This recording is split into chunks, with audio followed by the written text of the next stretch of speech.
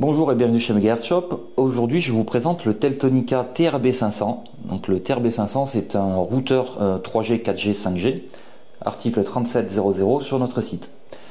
Ce routeur, c'est une solution économique parce qu'il a été complètement épuré. C'est pour ça que chez Teltonika, il est présenté en tant que passerelle Internet. Voilà, on peut voir ici qu'on a on a un port RJ45 gigabits, un seul slot SIM, donc pas de basculement entre deux cartes SIM avec deux opérateurs. On a un port USB et le port d'alimentation avec un connecteur 4 broches classique chez Teltonika. Le routeur, il est livré avec un kit de conversion pour les cartes SIM ainsi qu'un extracteur, un cordon micro USB, une alimentation avec donc le fameux connecteur 4 broches. On a un cordon réseau et quatre antennes mobiles.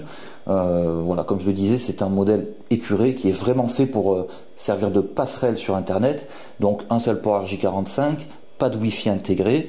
Voilà, c'est complètement épuré pour un aspect économique déjà, et puis parce que dans certains réseaux déjà en place, on a juste besoin de rajouter de la connectivité 4G, 5G pour faire par exemple une connexion Internet de secours. Donc si vous avez déjà votre propre routeur, votre propre switch, toute une installation de points d'accès Wi-Fi, bon, effectivement, on n'a pas besoin d'un routeur qui intègre déjà tout le Wi-Fi, 4 ports, etc.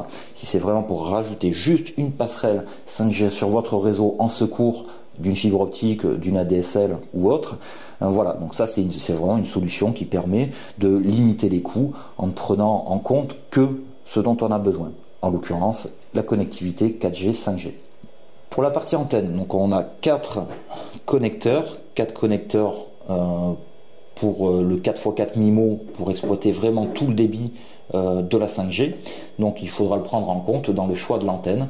Soit on va mettre deux antennes double polarité, soit quatre petites antennes Omni, comme celles qui sont livrées, ou les mêmes en modèle extérieur.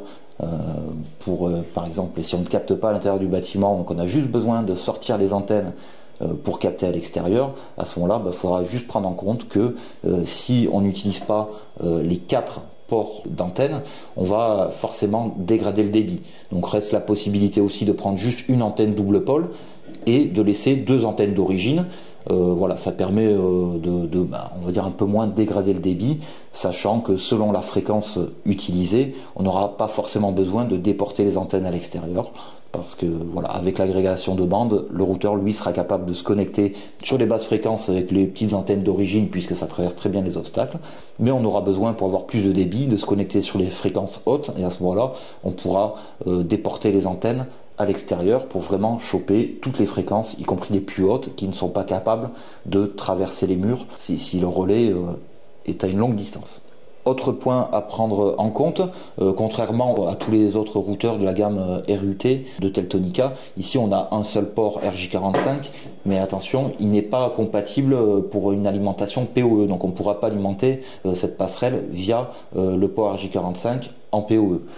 Pour la partie boîtier, on est sur du boîtier industriel, c'est de l'alu, et on a ces petites rainures là qui permettent en option de fixer soit en surface, soit sur un ride-in, voilà, le boîtier, le module, notamment via les fixations 1098 et 1098M sur notre site.